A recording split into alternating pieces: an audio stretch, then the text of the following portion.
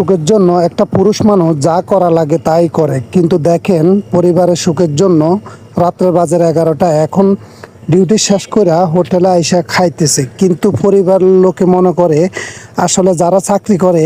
শহরে থাকে ওরা খুব সুখে আছে, কিন্তু পরিবারে যখন টাকা চায়, টাকা যখন দিতে পারে না, তখন পরিবারে মনে করে যে আসলে তার কাছে টাকা আছে, টাকা থাকাকালীন টাকা দেয় না। ভাই বাস্তবে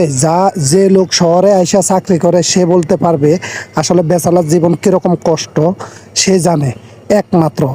এছাড়া আর কেউ জানে না। যে ওদের সাথে আছে সে জানে, কিন্তু ভাই